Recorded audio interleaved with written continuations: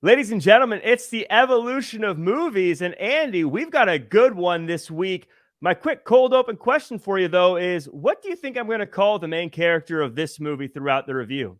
Pacino. There's only one way to find out. It's the evolution of movies, and we're reviewing 1983's Scarface. From reels to streams to silver screens, from 1980 to today and in between. They talking best of the best, bring out their favorite guests. Movies from every year, they breaking them down when they pop on the net. Start from the beginning, and every week they get into it. Jack and Andy, Shaq Hope, Cisco and his old homie. Grab your phone and get ready. Turn it up like the music. Evolution of movies. Evolution of movies. Yes, ladies and gentlemen, we've got bad guys, yayo, and even a little friend. It's the evolution of movies, and it's gonna be a good one. Andy, so good to be back for season 3 of Evolution of Movies. How are you feeling? I feel great. How about that track coming in? So good. New logo, new theme song, new us. Season 3, baby. Let me upgrade you, as Beyonce said. we got built up. I'm excited. I'm too excited. I want to get in. I want to bring in our guest because a big part of this season.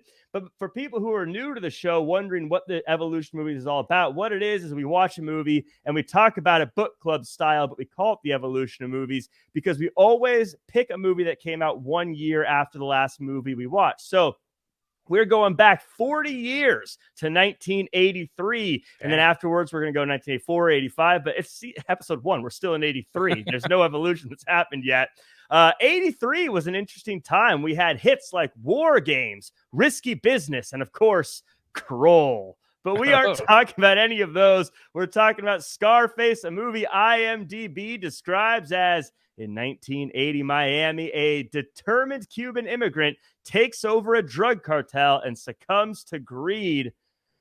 If we're going to talk about this movie properly, we need to bring on our guest, not just any old guest, but the voice you heard in our new opening track. Ladies and gentlemen, it's Onassis. Onassis, how you feeling? I'm feeling excellent. I feel like, I'm just excited to be here with y'all, man. I'm so excited. Yes, this is exciting. Yeah, I'm so glad you're on here. We're talking about Scarface. Obviously, Scarface has influenced a lot of hip-hop culture over the years. So it's perfect to have you on since you just cut that fire track that we're going to be playing throughout the show. I don't think we're cool enough for that track. No, we're not. People who only do the audio version are like, these guys must be really cool. And then they're going to see the video version. I feel let down. No, man. Well, I want to, for people who are new to you, and we just talked about people who are new to the show, but people who are new to you, that's not the first song you've ever written and performed. You do a bunch of them. In fact, you have a new song out right now called Jet Life on all streaming platforms. Yeah, exactly. For those that aren't familiar with me, I'm an artist. I'm a rapper, producer, hip-hop, Afrobeat artist. I just dropped a new song today. And I have a ton of music out. I've been pushing for a long time. And you guys have been some of my personal friends. And, that's kind of how we, ended up here with the pretty dope theme song for the, this epic show. Pretty dope. No, it's better. It's just dope. As the kids say, AF. AF, right. Yes. Shit is lit. So definitely everyone should go check you out on Spotify, wherever they listen to music. Lots of great music there. Yeah. I got to talk one more thing. Rolls Royce umbrella. Check out that video. May see a cameo. You might see a familiar face. Exactly. You might see an Oscar-winning performance in there. Just get ready. The music's great. The acting in the video, even better. You'll see. Onassis said, just be a dick. I go, okay. Like, I could do that. Right. So you're not acting. Be myself. That was literally awesome because he gave me a master class on how to be ready improv and how to play off of him, and it was pretty awesome. Yeah. Yeah, that's the reason I have him is he actually knows what he's talking about when it comes to acting. I just talk a lot. He actually understands movies and acting. Sure, right. Sure. So let's get into this one. We're talking about 1983 Scarface, obviously a classic that I think everyone has seen or should seen. But Onassis, I want to ask you, was this your first time seeing it? And what were your thoughts going into it this time around? You know, it wasn't my first time seeing it. Seen it quite a few times, but this time around, I saw it with a different lens, you know, like just really looking at it from a broader point of view, looking at the immigrant story a little bit more, and not just the action, the cocaine, and the chicas, but really looking at the socioeconomics of the film and what drove him to do what he did, you know, and his back was against the wall trying to become an American citizen. And those elements were pretty interesting to see. Like, yeah, that's alive and well in America. That's what it is, you know? Yeah, I'm glad you said it that way, because I've seen this movie myself before as well. And before everyone gets mad, before everyone gets their pitchforks out, when I saw it a long time ago, I thought it was kind of overrated. I didn't get it, but it's because when I was younger, I think I was looking for a Van Damme movie. A Van Damme movie. I thought it was going to be, because you think of the moment, you know, say hello to my little friend, and he's shooting people. I thought it was going to be more action and stuff like that. But as I'm older now, watching, like, no, it's kind of a business movie in a lot of ways. Yeah. And I think I understood it a lot more. So I'm really glad we went back and I got to rewatch this, because I have a way different level of respect for it now and really enjoy it a lot more. But yeah, Andy, I want to know your thoughts going into it. Yeah. And as you wrap up your thoughts, this is where we play the Rotten Tomatoes game. And what's going to happen is Andy's going to try to guess the Rotten Tomatoes score. And then Onassis, your job is to guess whether or not the real score is actually higher or lower than Andy's pick. Gotcha. So little game here. Andy, what did you think of the movie, and what do you think of the Rotten Tomatoes score? I've seen this movie a lot, and I think it was funny when I was watching it. I kept going, oh, this is happening already? Because I watched this a lot in high school, and we would watch the same scenes over and over. I don't know what this says about me, but I'd probably seen the chainsaw scene a little too many times. I don't know why. Hence dead body. Yeah, right. I guess I'm weird. But no, like all like the action scenes I've seen a lot, and kind of like you said, Jack, I was like, I didn't remember some of the other scenes. I'm like, oh, there's a lot of dancing going on. I don't remember that. So yeah, I mean, it was great to go back and look at it more of like a whole picture as opposed to like the little parts I watched. I think it's an incredible movie. So Rotten Tomatoes, and I think at the time it did really well. Hasn't dated the best, especially music wise. However, I think back then they really liked it. So I'm going to go high on this one for my boy Onassis here to try to guess higher or lower. I'm going to say 91%.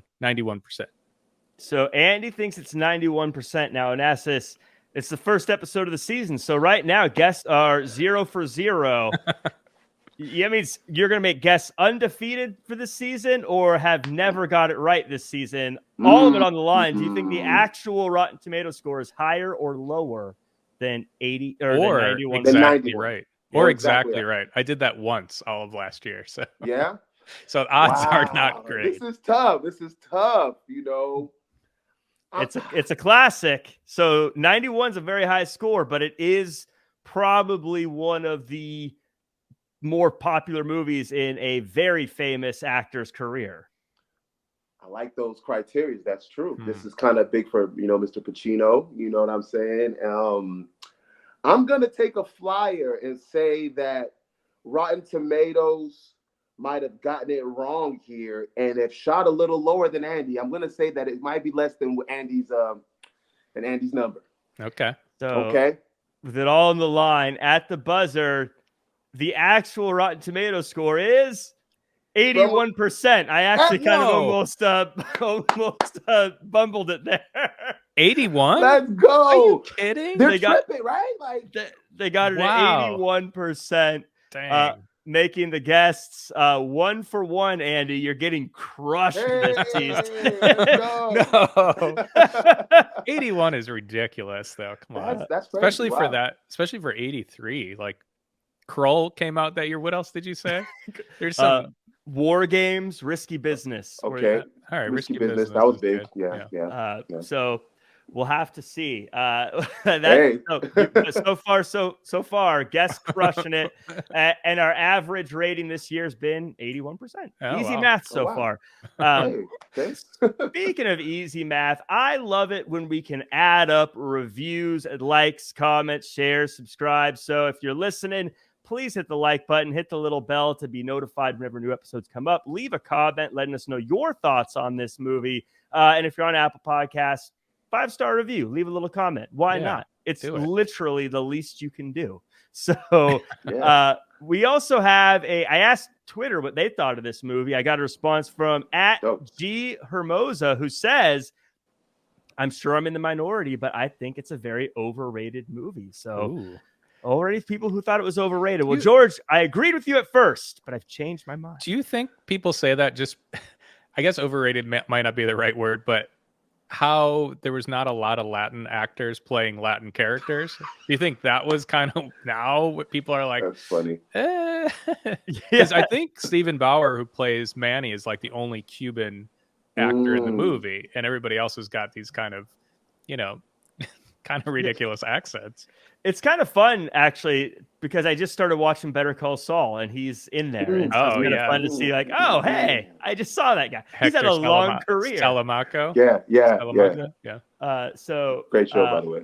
Yeah, I'm got to start the last season tonight. So awesome. Yeah, nice. I've been binging it. But let's talk about this movie here. So Castro sends a bunch of criminals to America, and one of them is Scarface. After a police interrogation, he's sent to Freedom Town, and while there, Manny tells Scarface they'll get their papers if they kill a guy named Rabanga. During a riot, Manny and Scarface strike and kill him, and as promised, they get their papers and are freed. Onassis, I always like to start with the same question. Okay. Tell us about these characters and the world that they live in. So we got Scarface, Cuban immigrant, just landed in America. He has his buddy with him, Manolo, and, they're trying to get themselves situated. They're looking for work, and Scarface is already showing his ambition. He doesn't just want any, regular menial work. He wants something exciting that's going to get him, out of a situation. They get an opportunity to take a hit on a political guy, Rabanga. Yes. Who he says, oh, look at him. He's ugly. Right. And Go ahead. Well, I was gonna double down on that and say what I like about it too is he like psychs himself up to do this stuff. He's like, yeah, he's ugly. I hate that guy. I'm gonna kill him. Like he is fired up about doing work. It's not like, okay, like Manny's very much like, okay, we do this, we get to the next thing, and he's like, let's kill them all. I don't care. He's fired up. He's ready to go. Yeah, that's intense. From the jump. Like this guy's crazy. Yeah, Andy, this was. There was a scene where Tony is arguing with the cops, and I just want you to walk me through. I think this is the only time he's ever actually referred to as Scarface in any way, but that's what I always call him whenever I think about this movie. But he's hardly even referred to as Scarface or the Scar in general. Yeah, and the Scar, I feel like by the end, the makeup artist was like, it's fine. Because I never even noticed it anymore. Maybe it's just I'm not paying attention. But that beginning scene where the cops are interrogating him is interesting. Do they ask him if he's gay, right? Or and that's like a big thing. And I was like, what does that have to do with anything? It just seemed like an odd question. Well, it shows how times have changed, I think. I think in 1983, it was probably a much bigger deal to people than it is today. Because who cares? But I didn't remember that beginning like that either. I don't know. Maybe I fast forwarded it when I was younger, but like the whole story of all the stuff with Castro and like it made so much more sense to me this time around to be like, oh, okay, I kind of see their story. You kind of see him from his beginnings, which is really cool.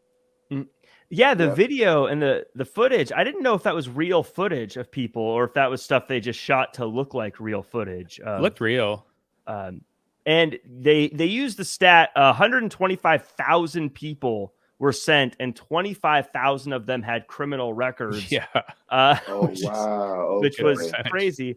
But Onassis, I want to talk just about there is a bit of character development here, because as a viewer, I'm watching this, and again, this is me maybe as an older person watching it now. You do kind of see a little bit of the hopelessness of someone like a Scarface, who is, I mean, you look, they're living under freeways and under bridges and things like that, and it's like, what else? What is he supposed to do in that situation? I mean, crime's never the answer, as they say, but you can kind of see, like, dude, what do you like? It's not like they were getting jobs at banks out of there. Exactly. Right. Or they had some recruiters coming knocking on their doors, you know. Right. It was no opportunities, for sure. And I think that's probably one of the reasons so many people gravitate towards this, is there is that sort of level of there's no other opportunity. So you got to find a way to make something happen. And Tony definitely had no problem with that. Not at all. So Scarface is tired of working in the kitchen when he gets a job to buy some coke from the Colombians. The deal is a trap, and they chainsaw Scarface's pal before Manny comes to the rescue. Scarface takes the money and the coke before shooting the Colombian in the middle of the street and telling Omar that he'll bring the loot to Frank Lopez. Andy, this is, as you mentioned, probably one of the scenes that stands out in this movie the most, outside of maybe the say hello to my little friend. Yeah. Walk me through this scene and your thoughts as you're watching it. All right, so he takes the chainsaw and he puts it to his head. I still am very bothered by this. It's you don't even see the chainsaw like getting into his body much. It's not like it's too gross, but it's, oh my God, I hate it so much, but I also watch it. like I said, I watched it a lot when I was younger because it's such an insane scene, and just having Tony have to watch his buddy get chainsawed. But it's such a, I think this is I don't want to say the best scene in the movie, because that makes me feel like I'm a weirdo, but just the way like Tony first arrives and he's talking to the Colombian guy, and neither of them wants to give power. You know, the one has the money, the one has the yayo, and they keep going back and forth, and it's kind of like, who's going to give here? And then the one guy's like, all right, I'm going to grab my chainsaw. You know, it's just like, oh, wow, he really ups the ante there. So just a really crazy scene, and totally gets you to see how dangerous this is, because Tony wanted this, because at first they wanted him to do like get some marijuana or something. He's like, no, I'm not going to mess with that. And then when he goes into the cocaine world, that's when you know things are crazy. I have to tell you this line I wrote down, though. I just love Chi-Chi, get the yayo. It's the best. That stood out. That was epic. Yeah. But just insane scene. It was and Onassis, I want to talk to you about that, how Scarface you see a lot of character development here, how he sees all the beautiful women across the street while he's while he's still working in the kitchen, and they say that's what coke money will do. And then he gets the opportunity to buy the drugs, and he's like, no, I want, you can already see him seeing that he's bigger than all this stuff, and kind of creating this with a kind of a do-it-yourself, I'm going to be the guy attitude. And I think that was big. Yeah, for sure. And Manny is just hanging out in that car, just trying to talk to ladies. And does Scarface say, like, if I'm not back in 15 minutes, like, come check me out? Or something? He does. And then I think he says, like, hey, it's been an hour, we should go check it out. And I'm like, Manny, you had one job. I would be so upset if I watched my friend get chainsawed and I found out it's because you were talking to a girl. Oh yeah. We're gonna have to have a talk about this one. You know, right. Unless you got the number, then I'll be like, okay, it worked. Okay, right. Yeah. And does she have a friend? Does at least, a friend? You know? Yeah. Exactly. That's what I was gonna say too. Yeah. And, go ahead. I was just gonna say one more thing about that scene. There's a lady in that room named Marta, and I just want to say that she looked intense right when they walked in. I forgot that she has like a big Uzi or something, but underneath the pillow, right? Yeah. I was looking at her. I'm like, she's dangerous. I don't know what she's gonna do. I kind of forgot that she was very dangerous. She was. I don't know if this was something that was just the way they made movies or if this was intentional, but this scene, not just the blood aspect of it, but overall, the scene was very messy. Like no one came across. I think if it was made today, it would be like Taken or something, where they're all awesome and trained fighters and doing all this cool stuff. But these people look like they didn't really know. Like they had shot guns before, maybe, but like they looked scared. They looked like they didn't know what was going on. It was a very messy gunfight, and to me, I feel like that made that scene feel so much more real, as opposed to, you know, Manny kicking down the door and like just getting headshots and stuff like that. But instead, kind of kicking down the door, like kind of stumbling in and people falling over and even the chainsaw scene, kind of to say what, like add to what you were saying, is I think now they'd probably put like plastic on the wall or on the floor, so then you'd be like, oh my god, what's happening? But in this one, they just go right into it. They're like, we're just gonna chop some stuff up right now. Just chop some stuff up. And it was just so raw in that scene. You just felt like, and I think the way they shot it too, they framed it so you see the facial expression on the guy, so you're just like anticipating this pain and angst. It was just, it was crazy. That scene, and by the way, for whatever it's worth, if I'm in that situation and I'm handcuffed up and they're going to chainsaw me, I'll tell you anything you want to hear. You don't even need to get that chainsaw going. Just ask me the questions. Well, and that's why we're in the podcast business. We're not in the business. The whole time I was like, I do not have the guts to be a drug dealer. I just couldn't. I would not make it in that world. Yeah, I was wondering how long Tony was going to go until he gave up anything, but he never did. He didn't fold, right? Yeah, he stood his ground. That's impressive. And he got the yayo on the way out. Yeah, the kill shot. And that is kind of the big deal and what really kind of makes him is he got the yayo, he got the money, but also it shows how they talk about balls in this movie a lot.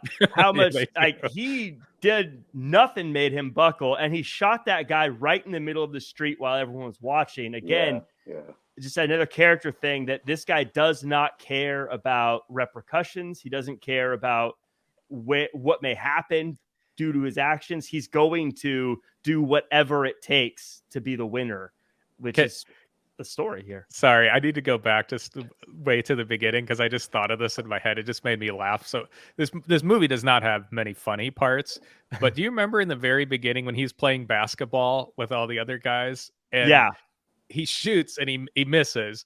But one of the guys says to him, like, oh, you almost made it. And he was trying to get him to play again. He's like, come on, you almost made it.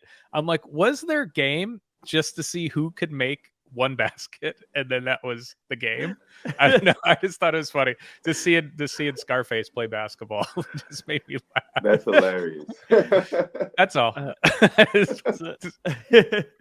So with the money and the yayo, Scarface gives Frank the money and the yayo before Elvira catches Scarface's eye, and they all go to the Babylon Club. Frank tells Omar that Scarface is the kind of guy that will break his back for you, but on his way home, Scarface says he wants the girl, the world, and everything in it.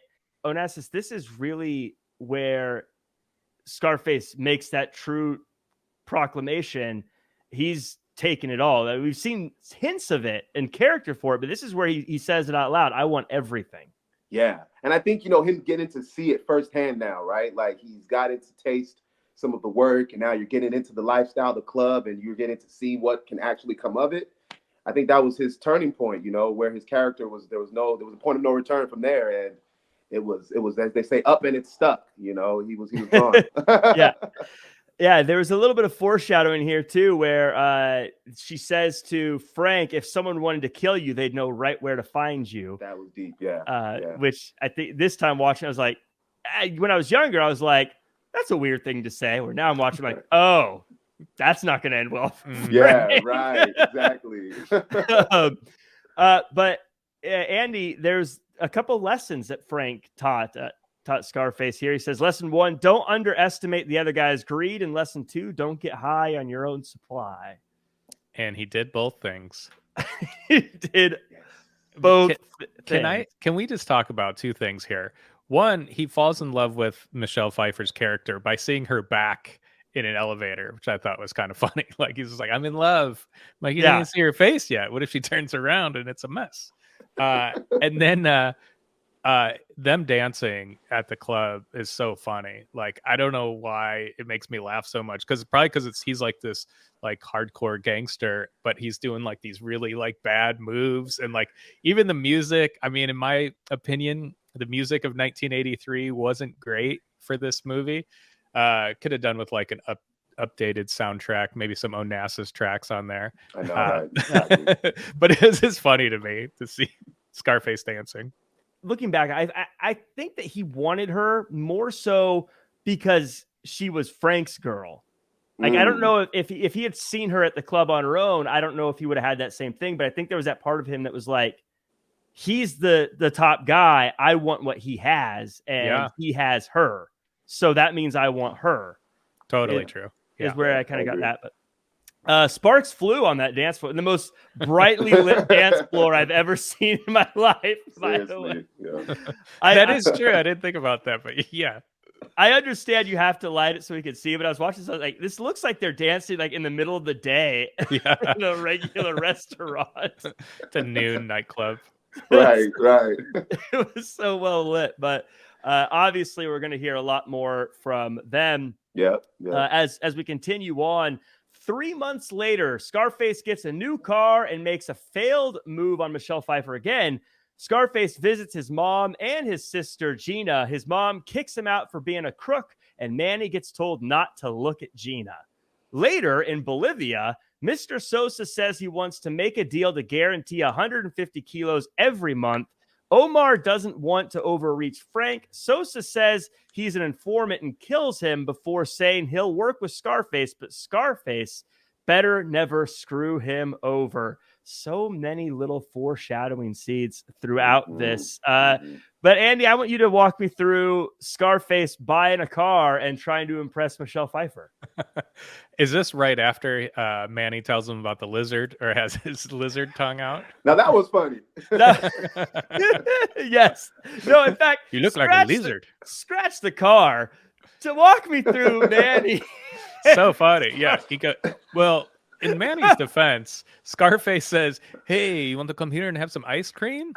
And I'm like, "Ice cream?" He's right. Like, yeah, girls like ice cream. And then Manny's like, no. They like this. And he does his tongue thing, which is so funny. He's like, you look like a lizard. Yeah. So funny. Can you do a favor for all of our listeners and explain what Manny meant by sticking his tongue out and girls liking it? Yeah, go ahead, Onassis. I'm going to do the honors. You know, he was, for our listeners who can't get the visual, he was trying to describe a gesture that you can do with your mouth, that you could use as a calling card to attract the opposite sex. Very expertly navigated, Onassis. Do we know if it ever worked for Manny? Yeah, I mean, it had a demonstration, right? It did. Scene. Hey, look, he seemed like a ladies' man. Not to spoil the end, but it worked with someone. But we talk about these girls in Onassis, and this is where one of the most famous lines in the movie is said: "Make the money, then the power, then the girls." Yes. Which is kind of a formula I think a lot of people still try to live by today. Yeah, it's so crazy because I feel like that shaped so many young men's mind at that time frame and gave them an idea to live toward. And you know, like that's what set the rest of the film off. And in that scene, you could see like they were frustrated about being rejected at the moment, but that was the fuel to get them to the next level. And I thought that was pretty cool. Yeah, it's so funny there. And it shows, again, Scarface's desire to have everything. Even when it comes to getting girls, there's this part of him that's like, how do I figure this out? And how do I make this work? And even though he fails at it, probably because of his dance moves, but and the ice cream. And yeah, if you were to just be like, wait, that guy, the bad dancer that talks about ice cream, he's gonna be like the top of the top. No, I don't think so. This is also where he makes it known that he likes Frank, but he likes Michelle Pfeiffer more. I like that. That line is great. Which is, again, you see old Scarface playing with fire. But Andy, I want to talk to you about the the negotiations in Bolivia and how we're introducing this new character, Mr. Sosa, and we're starting to see Omar and Scarface butt heads even more.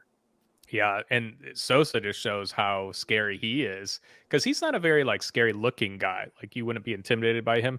But taking a guy and hanging him off a helicopter, I don't know. If I was Scarface, I'd be like, you know what, the Sosa guy, I'm gonna be okay by this guy. I'm gonna follow the rules. No need to be hung out of a helicopter by your throat. And they beat him before that. So not only do you get hung, his face was all bashed up. Just if you watch the director's cut, you can actually hear Omar though right before he gets pushed out of the helicopter go, "The view is incredible." Really? No. Oh. That was funny. You have an amazing home. Right. I love your garden. That's comedy. But Onassis, this is what I liked about this scene is up till this point in the movie, you see how Scarface is sort of climbing the ladder, and he goes from being the guy that they just want to sell some marijuana to being the guy who's doing the big cocaine deals to now being the guy who's in Bolivia. But when you meet Sosa, you realize that even Frank is not all the way up on a very tall ladder of power. And you really see how far Scarface has to go if he wants to be the guy. Yeah. And in that moment, as I'm watching that scene, I'm just feeling like, wow, like this is what is going to take Scarface over the edge even more to want to surpass Frank and almost look at Frank in a lighter light now, now that you've seen this other side. Now you're looking at Frank like he's a peon, like you can surpass him. And I'm just like, okay, this is going to get interesting when he gets back to Miami, how his energy is going to be around Frank and the guys. Yeah, because Scarface has a way of leapfrogging people. Of course, you know, like he sees Omar and he immediately goes, you know what? I'm going to take the money and yayo back to Frank. And now he's working with Frank and he's talking to Mr. Sosa. He's like, you know what? I'm going to make the deal. I don't need Frank to do this. And he's constantly going, I don't need that guy. I don't need my boss. I'm going to do this for you. And it's so risky, but it just keeps paying off. You can almost imagine like a addicted gambler saying, I'm just going to roll the dice one more time. I keep winning. Why would I stop now? That's a great point. Yeah. Because eventually you're going to run out of money. Using the gambling scenario. But not to beat a dead horse though, but if I saw a guy get chainsawed and then another guy get hung from a helicopter, I'd go, I'm out. I'm gonna go back to that dishwasher and be like, dude, I'm ready. Right. Give me the soap. The dishwasher would be like, you were so rude when you quit. You left me in the middle of the shift. Right. No way am I bringing you back. Exactly. Oh, that's true. All right, I guess I'm gonna go play basketball with those guys. Right. In an alternate universe, Scarface has a great NBA career. That is funny. So we talk about Scarface coming back to Miami, and Frank is unhappy about the deal with Sosa and warns Scarface about being flashy. Later, Scarface tells Michelle Pfeiffer that he isn't working with Frank anymore. At the club in Miami, a detective named Mel says Scarface needs to pay him. After Mel leaves, Scarface has a confrontation with Frank and then another with his sister. Finally, two men try to kill Scarface but fail. Scarface takes his guys to Frank's, and after figuring out Frank set him up, Scarface kills both Frank and Detective Mel. In what I believe is really the linchpin moment of Scarface's career and his growth. But Onassis, I want to go back to you and talk about when he first gets back. So we talked about that first, how is Frank going to react? And Frank is unhappy. I thought he was actually kind of like a mentor though. Like, look, I'm angry, but I'm trying to warn you, it's going to end bad if you keep doing what you're doing. It was almost like even though he was angry, he was still trying to teach Scarface. Yeah, exactly. He wasn't trying to belittle him and scold him too much, other than just explain the severity of what you did and who you're dealing with that you don't know yet. You're this hungry, eager young guy. Like, this guy's a lunatic, and I thought that was very, that was cool on Frank's part, Yeah. And of course, though, Andy, Frank or Scarface, none of it not feeling it. Immediately goes, hey, you know Michelle Pfeiffer? I like you. Let's get together. I'm not working with Frank anymore.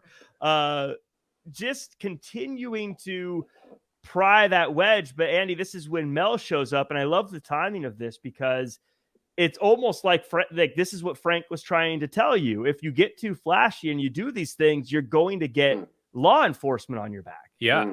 A lot's going on in that scene too with that Mel guy, because he meets him and then that's when he sees the sister, right? And I just want to talk about that for a second. That guy that's with the sister grabs her butt and then brings her to the bathroom, and I'm pretty sure he gets away like scot-free. Like they just push that guy out.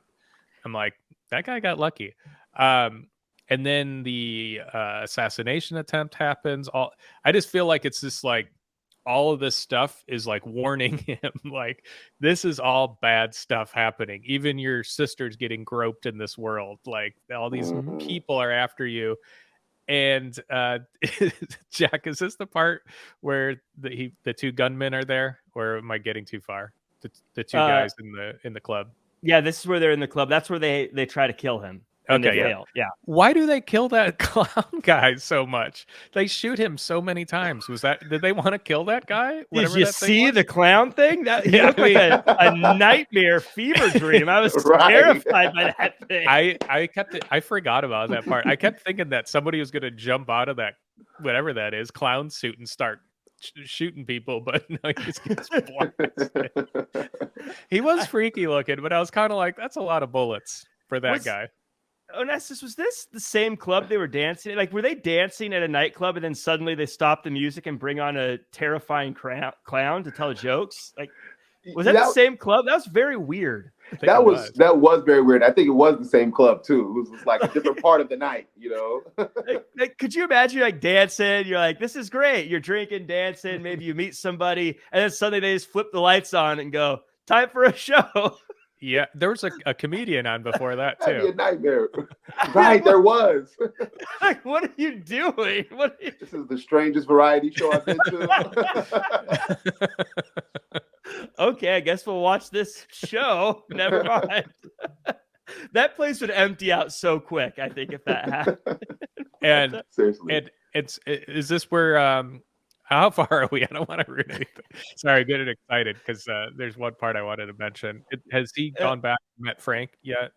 So this is where, and this is great. And Ones, I actually kind of want to get your thoughts on this, if that's okay. This is where I don't know if I really got what he did here the first time I watched this movie, but this was so clever. Where he says, he tells his guys, call Frank at this time and say that the hit didn't work. So then when he goes to see Frank, he can watch Frank answer the phone and then lie about it. And that's how he proves that Frank had something to do with it. And I thought that was just such a simple and clever way. Didn't even catch that. Frank in the lie. You know, when I saw that again, it took me back to the scene where he said, Chi-Chi, get the yayo. Because it's like throughout the movie, Scarface has been showing his situational awareness throughout the film, right? And he's just on point. He is in the moment, aware of the moment, and can, you know, make the right move. And that was one of those. Watching it again, I'm like, wow, okay. As a kid, I didn't catch that, but as an adult, I'm like, that's what, you know, got him to go to the next spot and, you know, and take over, you know. Yeah, I didn't know. Yeah, watching, I didn't really get it, but yeah, because if Frank didn't have anything to do with it, he'd be like, what do you mean it didn't go well? I didn't order a hit. But because he played it off and then lied to Scarface about it, it's like, well, clearly you had something to do with it. Now I can kill you recklessly without fear. Without fear. Yeah. Exactly. His begging seemed a little odd, though, didn't it? Or did you kind of buy Frank's begging? He's like literally pulling at his pant legs and stuff. I think what was great about that is it showed that once you take away all that stuff, Frank is still just a scared guy like anybody else. He's not so much of who he was, and his power was propped up by what he had around him. Yeah. Because Scarface would never beg like that. No. Right. Even if his friend was getting chainsawed in front of him. Right. Yeah. Just look away. But that scene is what I wanted to talk about, because I think that's the second funniest part in the movie is they kill Frank, they kill Mel, Yeah. and then, hey, how about Ernie? And this poor guy Ernie is sitting there, and they're like, Ernie, you want a job? And he's like, yeah. And I'm like, Ernie is spared. The way he was sweating bricks was funny as hell. Seriously. He was scared for his life. And just the name Ernie was funny to me too. It's just like such a perfect name of a guy that shouldn't be shot. It's like, oh, come on, he's Ernie.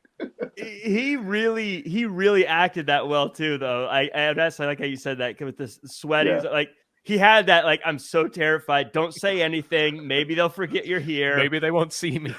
Right. Don't see me. That's a good call. Yeah, that was hilarious. I thought Mel was going to be a much bigger part in this movie when they debuted him, but he just got. I like how he kind of was defiant at the end, even though he knew he was probably going to. He was like, "You can't kill me." Yeah. Yeah, I always think that's funny, like in those movies when it's like you're about to get shot. Yeah, you talk shit about the other person. It's like, no, man, just you want to be complimentary. Be like, oh, what a nice gun you got there. Instead of this guy's like antagonizing him. But I guess with Tony Montana, you're gonna die either way. So right, so just I always feel like if you're in that situation, I'd pull the old listen, let me explain this one. Hey, what's that over there? And then I try to run away. Push the table over. And then I would get shot in the back, probably. But that's how it would go. It'd be perfect. It'd be perfect timing, though, if you said, look over there, and they see that weird clown guy, and they're like, what is that? That'll give you like 2 minutes to get out of it. Good too, right. Yeah. There is some more development, though, between Manny and Gina as they drive home after the big slap moment, and they continue to connect. And Annie, I just keep thinking to myself, does Manny know Scarface? Like, has he met Scarface? Right. Like, yeah, I would have nothing to do with anyone he said don't have anything to do with. Absolutely. Yeah. I don't know. Just as they're talking, but you can't stop true love, can you, Jack?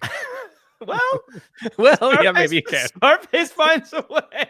Yeah, Hey, I'm with you, Jack. Yeah, he didn't give up any information, and he was about to get chainsawed. So yeah, maybe don't mess with his sister. Yeah, if I'm driving her home and she's like, "Can you believe Scarface?" I'd be like, "No, we're not talking. Nope, right, nope." I just turn the radio up really loud. Like, nope. Kick her out of the car. No, we're not doing this. Walk the rest of the way. Did you see what he did to Frank? I'm not. It's right. Like, if he could do that to Frank, who am I? I'm just Manny. That's crazy. This is also where we get the iconic "The World Is Yours" blimp being shown. But this is where Scarface's businesses continue to grow. He eventually does marry Michelle Pfeiffer, and he gets his tiger that he always wanted.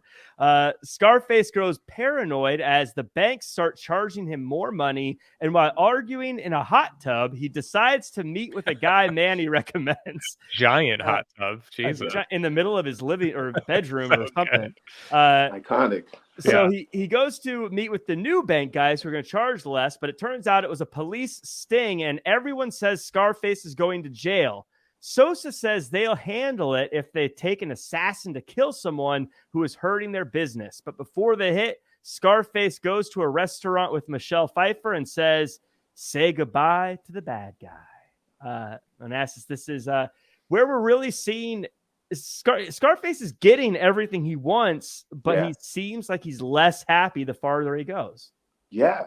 That I think in some of the words of Frank start to ring true in this scene, and it's like this is what he was foreshadowing in those other scenes and what he was telling you. Yeah, it's interesting, Andy. You see him with all these different cameras all over his place, and he's freaking out about every little thing. And of course, I guess it matters because Manny tried to help and it got him stung by the police.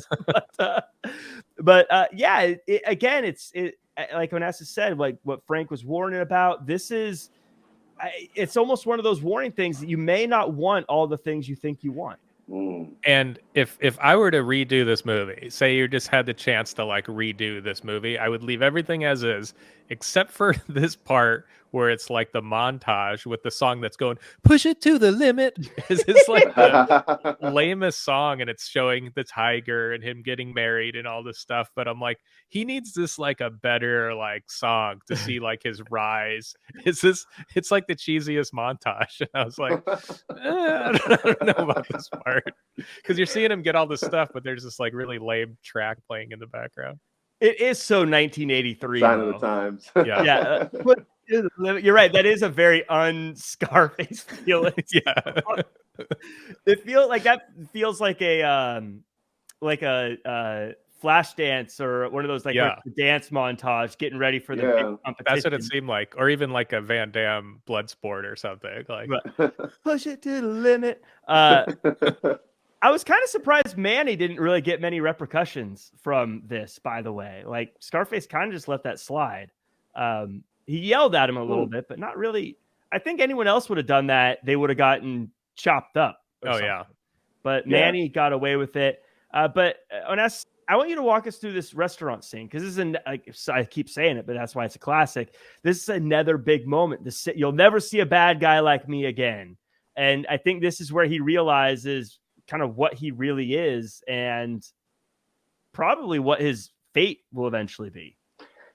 Yeah, right? Yeah, that's kind of what I take from it at that moment as I'm watching it. And the way he's talking to Elvira, Michelle's character, you just kind of see the decline a little bit in him. You know, he's losing himself to the material, to the world. And, you know, he's kind of reaching a point of no return. Like you said, he's embodying this character. He's making these self-proclamations of, you know, who he is and what he is, you know. And for me, it leaves me kind of sitting on the edge of my seat like, oh, man, I don't know how this is going to turn out, you know, like this can't be good. He's feeling himself too much. He has all the power.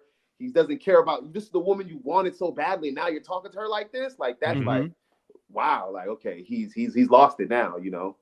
Yeah. And Andy, this is also where I think it made so much, again, it's so funny going into this movie. I was like, it's kind of overrated movie. It's like 3 hours long. Okay. But this is where I started really falling in love with it because you can kind of see why the character's feeling this way. Because for as big as he was and as powerful as he was, at the end of the day, it was just a police sting could be the end of him. And he sees his buddies like Sosa and he's like, oh yeah, I got political connections and military connections and big corporate connections and things like that. And for as big as Scarface is, he also is seen for the first time. He's still kind of a small fish. Yeah. Which is crazy to think about. And his line during that is, I always tell the truth even when I lie. Yes. It's a great line. There's so many great lines in this that I like. I feel like have been like put in other movies or TV shows or parodies or, you know, songs. And you're just like, oh yeah, this is where it started. It started here. Even the world is yours thing. I feel like that's huge, you know, since this movie. Yeah, I think they actually referenced it in Anchorman because it feels very much like Sex Panther. It works. What is it? 90% of the time, 50% of the time, or something like that. What was 60% of the time. It works every time. Yes. That's funny. But we get to the end here, and in New York, Scarface shoots the hitman instead of letting him blow up the activist's wife and kids. So Sosa says he's going to kill Scarface, but Scarface has to go to kill Manny for sleeping with his sister. He snorts a mountain of coke before his sister is killed by one of Sosa's hitmen. And then Scarface goes into murder, death, kill mode and introduces them all to his little friend. He fights to the end, but is eventually shot in the back and dies at the foot of the statue that reads, "The world is yours." So very poetic end there. But Onassis, for as terrible as Scarface has been throughout this movie, from a directing standpoint or a storytelling standpoint, I love that they gave us this sort of heartfelt thing about Scarface, that he would not kill a woman and a child just to get what he wants. Like, he did have a limit. And I think just from a storytelling standpoint, that's great because it makes me sort of emotionally care about this bad guy. Agreed. Before the sad end. Yeah, I agree with you 100%. And it kind of, you know, like you said, saves some empathy, you know, for that moment. Yeah. Otherwise, I think when he died, we all would have been like, "Oh, thank goodness." Right, get rid of this guy. Right. Yeah, he's a menace. Let's get rid of It him. it is interesting that the way you just summarized it, though. Yeah, you definitely are like, okay, he's a bad guy, but not the baddest guy, because he at least lets. And they show you the cute little girls in the back and the Yeah. wife. And, it's like this perfect family. So yeah, so you're kind of like, okay, well, at least he's not Salamaco from Breaking Bad. Yeah. But then he goes and he kills Manny, so it's like, yeah, he's not going to kill two little girls and a wife he's never met, but he will kill his best friend immediately. Look, you know what? I got to What? stand with Scarface on this one. I got to stand with Scarface on. Look, you would murder me if I was with your sister. Look, I think there's a rule between guys that, like, if a guy's like, don't date my sister, and then you find out that they got married behind your back. He didn't even find out they got married. He just found out they're together. Yeah. I feel like you're allowed to be a little upset. If that's upset, sure. Yeah. Punch him in the face, kick him in the nuts, right. Shoot him dead right away. Scarface asked Manny one favor in his entire life. Don't talk to my sister. And what does Manny do?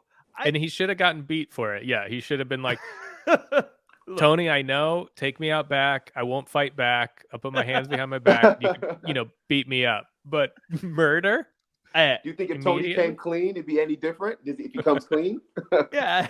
I just, am I crazy or not? I feel like if your friend secretly is hooking up with your sister, you're allowed to be a little upset. Right? Yeah, absolutely. Yes. Especially if there's rules beforehand and we make that clear and you don't even come to me. I'm not part of the process. Yeah. Yeah. I think that's totally fair. I mean, I never wake up again. Yeah. It happened. Look, when you think about what Scarface has done, shooting a guy in the stomach is actually pretty tame. It's pretty low on the level of things he could have done.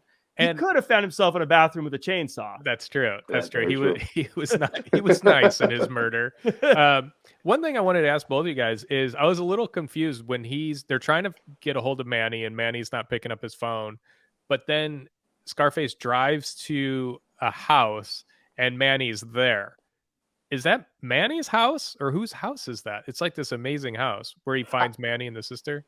I thought that was Manny's house. I always thought wouldn't he know where Manny lives, or did he not know where Manny lives? That was kind of confusing to me. Because it seemed like he went to a house and he's like, keep trying Manny, and he's just like going to a house that he didn't know. Or did he know it was Manny's house? I was kind of confused. I think he knew it was Manny's house. It was either Manny's or his sister's. Right. And was he almost trying to test Manny to see if he was gonna answer, or either way, I stand with Scarface on that one. What I don't stand with is the weird way Gina acted before she got shot. Was it the drug she was on? They said they put they said they drugged her up or something. I'm like, is this what her drugs do to her? Tony, this is yours. Whoa, sis, relax. And it kind of looked like he was considering it a little. He's like, it's been a long flight from New York. We're going out. Let's go out with a bang. That's one way to put it. That was so weird, but also she starts shooting at him, and then the dude comes in and shoots the shit out of her, and it's like, no, dude, she was trying to do what you were trying to do. I felt like if I was the hitman, I'd be like, oh, look at this. This girl's actually helping us do the job. Right. Yeah. Same team. And he just comes in and just destroys her. I'm like, dude, she's your tag team partner here. It does do a good job of showing, though, that Scarface had lost everybody at that point. Even his family he had lost everybody in his life at that point. But it also shows that even though he had lost everything, still went out guns blazing. I think that just that visual of him on the, I guess you call it a balcony in front of his room there with the gun and shooting everyone down. From an action movie standpoint, he did do that thing where for some reason no one could hit him, even though he's standing still. But I let it slide. He was getting hit a little bit though. Right. He was taking some shots at least. But yeah, out of 1,000 bullets, he got hit 8 times. Yeah, these guys just secret special forces took out your entire squad, but now they can't hit you standing in the middle of the thing. But I let it slide. It's a cool scene, so I let it go. What is it? It's like a like a grenade launcher or something. That first thing he shoots. Yeah. And Right. I was kind of wondering, why didn't he just keep shooting that thing? It was like this explosion that threw everybody everywhere, and then was it just one Switch shot? back to the Yeah. He was saving he thought there was going to be more guys, I guess. I don't know, saving it. That scene is amazing though. Like just his mound of coke on the table, and I kind of wondered. I'm like, what did they use for that? Like, how do you make that for a movie? Like to have like the big mounds like that? Maybe it was real. It's the real thing, baby.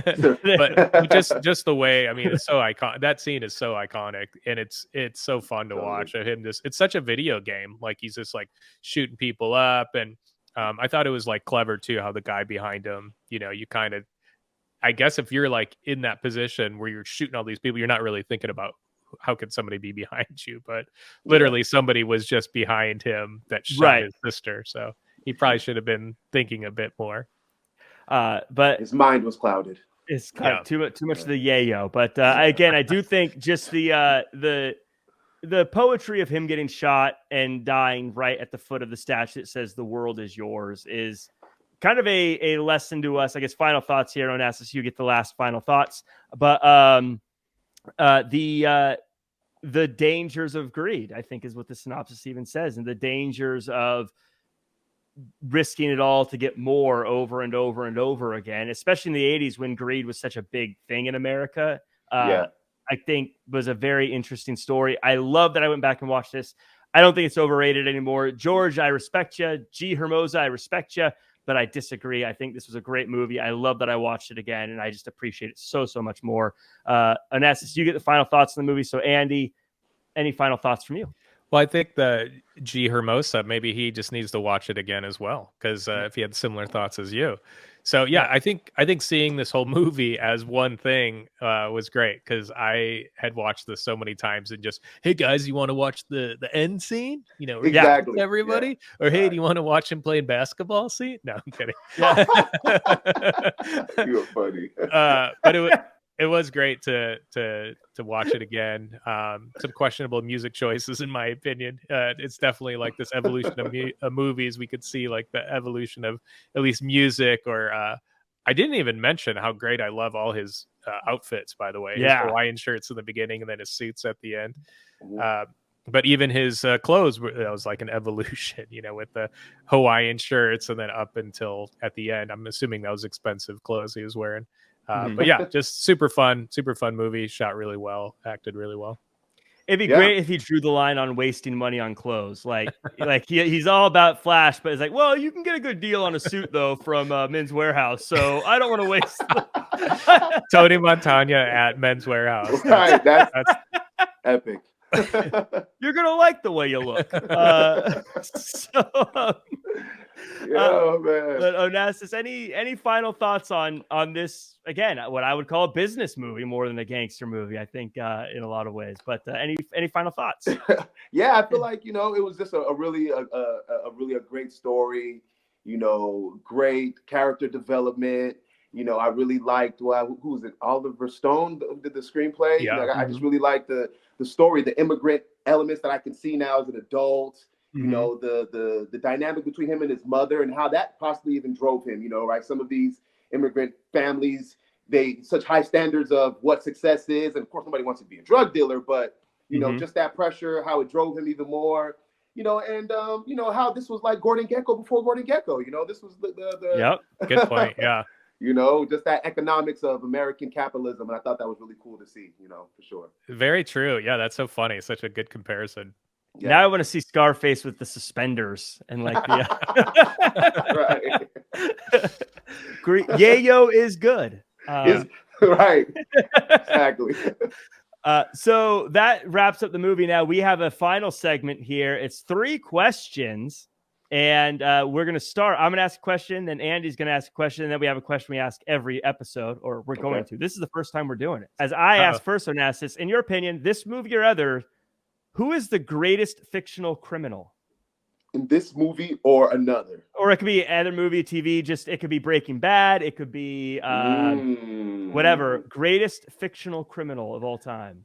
My 2 favorites will definitely be Walter White for sure, and I think I'm gonna have to give it to Tony Montana. Just the outlandish, just crazy, brazen. Yeah, I think those two are the top. Like, very cool, good one. I'm a huge Walter White fan. I was gonna say both with. Like, you know, I always thought like I love The Sopranos, but Tony Soprano's pretty much Tony Soprano throughout the show. Where like Walter White starts at such a nerdy like teacher, and then by the end he's Heisenberg. Where like this same kind of thing, you know. I'm watching his new show, Your Honor, and Bryan Cranston, he's doing it again. Like he's just an amazing actor. Yeah, he's so good, so good. Yeah. And, all right, so my question is for Onassis. I'm just curious, out of this whole movie on Scarface, what was the most intimidating person in it aside from Tony? Who are you the most frightened of? That's a really good question. You know, I think I was most intimidated by Sosa because he gave that pretty boy good looks, like he's, you know, to be trusted. And those are the guys that are going to hang you from the freaking helicopter, you know? So right. You gotta he'll get somebody to do it, yeah. Right. So I think his character kind of put me the most on edge. And something about Omar, too, I wasn't feeling, even from the jump. The way he was just kind of rude from the beginning, you know? Yeah. But I wasn't so much scared of him like Sosa. Sosa kind of made me worry a little bit. Yeah, got to watch my back. Well, the final question is kind of similar. We should have touched base on this, Andy, but the final question is, besides the main character, besides Scarface, who was the MVP of the movie? Who is the MVP of Scarface? Most valuable, the best character. Could be a big character, small character, just someone who you think stood out. I'm going to have to either give it to, that's a good point, Chi-Chi came through, or Ernie, okay? Yeah. Because those are survivors, all right? Those guys know how to live. Yeah. That's true. Does Chi-Chi live? Does he make it? I don't think we ever see Chi-Chi. Again? No. He goes back to the restaurant. He's like, it's like enough of this. I'm good. Yeah, that's what I would have done. I'd be like, you know what, man? Washing dishes isn't so bad. Here's the Coke. Get married, start a new life. Have kids. He's like, I can still see the girls across the street. I'm good. Right. Yeah. Well, that does it for us. That's the Evolution of Movies, 1983, with Scarface. Next movie we're going to review is from 1984. It is The Terminator. That's the first Terminator. Then we go to 1985 for Teen Wolf. And then we're going to go to 1986 for Labyrinth. So very different movies coming up. Should be fun to go through those. My name's Jack Farmer. You can find me at Real Jack Farmer across all social media. Andy, where can the world find you and everything you're working on? You can find me at Just Andy Rossi. All right. And Onassis, of course, we talked about it at the beginning, but for everyone who's listening and watching, where can the world follow you online and check out your music and all that good stuff? Yeah, you can follow me on everywhere on socials at Young Onassis, Young Onassis, on all music platforms, just Onassis. And make sure you can check out my new music videos and stay tuned for my new album on the way. Lots of good stuff there. Can't wait to check it out. Thank you to everyone who watched. Make sure to like, comment, share, subscribe. That does it for us. And we'll see you guys next